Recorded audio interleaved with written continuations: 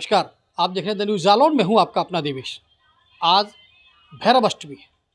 भैरव अष्टमी पर जनपद जालौन के एक ऐसे दिव्य और सिद्ध भैरव जी मंदिर से उसके इतिहास से हम आपको रूबरू कराने जा रहे हैं, जो अपने आप में चौंकाने वाले हैं। दरअसल पूरे जनपद जालौन में भैरव जी के दो मंदिर हैं, एक काल भैरव का मंदिर, एक बटुक भैरव का।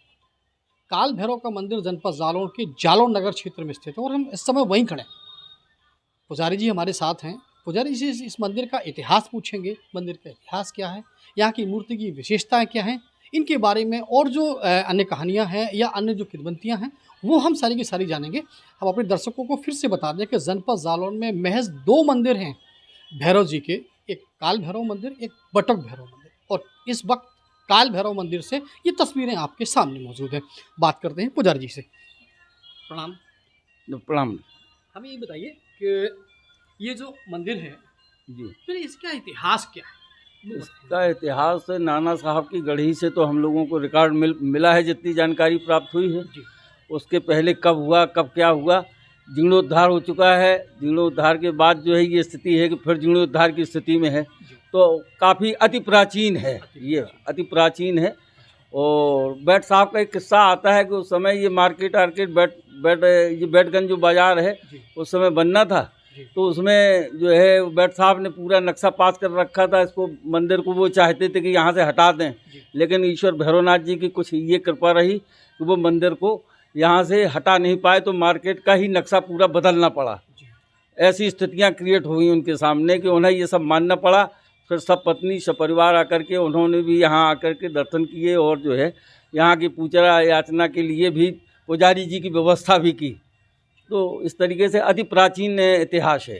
अच्छा, ऐसा भी सुना जाता है कि जो अंग्रेजी वायसराय थे मिस्टर वाइट, जिनको वेट साहब कहा जाता था, जी। उन्होंने इस मंदिर को तोड़ने का प्रयास किया था, लेकिन जी, जी। कहीं ना कहीं उनको फिर अपनी भूल का एहसास हुआ था। क्या ऐसा हुआ था क्या? यही तो मैं बता रहा था। यही हुआ कि उनको कुछ इस तरीके से वो पश्चाताप किया। उसके बाद उन्होंने सपत्नी फिर परिवार के साथ आकर के क्षमा याचना की उन्होंने, और उसके बाद जो है ये मंदिर यहीं स्थापित रहा। उन्होंने अपने नक्शे को पूरा बदला, मार्केट का जो दूसरे हिसाब से ये नक्शा जो आज मार्केट दिखाई दे रहा है उसी हिसाब से फिर निर्माण हुआ इसको छोड़ के।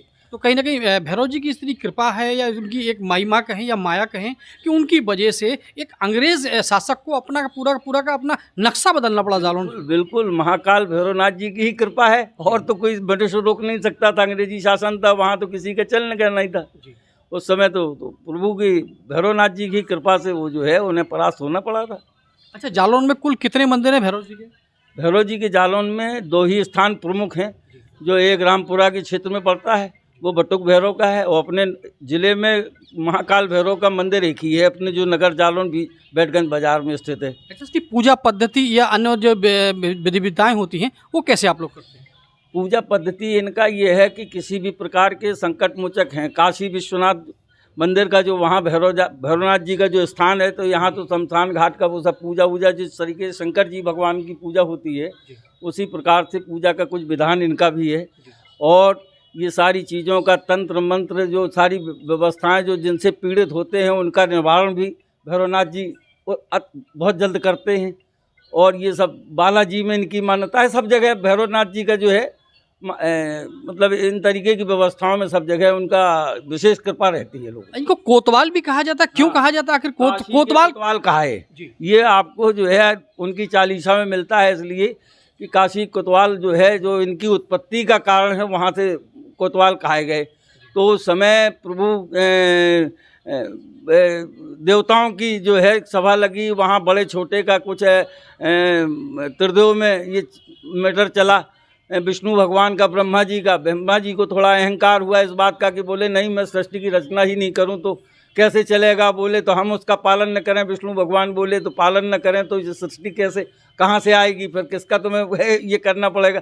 तो इस तरीके का आपस में द्वंद्व रहा। तो वहाँ शंकर जी प्रकट हुए, और प्रकट होकर के बाल रूप में, ये शंकर जी के रूप में भैरवनाथ जी का, वहीं से सारे देवताओं ने उन्हें वरदान दिए। वरदान देने के बाद ये स्थिति बनी कि उन्होंने काशी का कोतवाल जो है वहाँ नियुक्त किया गया उनको। उन्होंने कहा, तो उस समय जो है भैरवनाथ जी मुद्रा में क्रोधित मुद्रा हुए।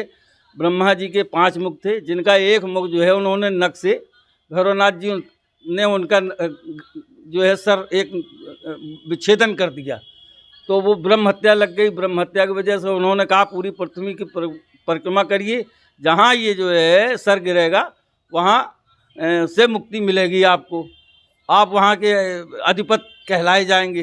तो वो उसी की वजह से ये सारी व्यवस्था हुई। उन्होंने पूरा भ्रमण किया और वो काशी में जाके वो कपाल मोचन के नाम से आज भी मंदिर वहाँ स्थित है जी।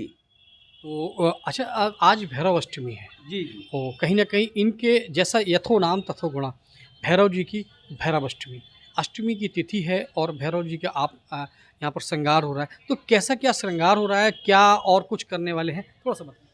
श्रृंगार ये जो है जितना भी संभव हो जाए श्रृंगार का, तो ये है लाइट है और फूल पत्ती सब विधान, जो पूजन का विधान होता है वो सारे विधान पूरे करने होते हैं।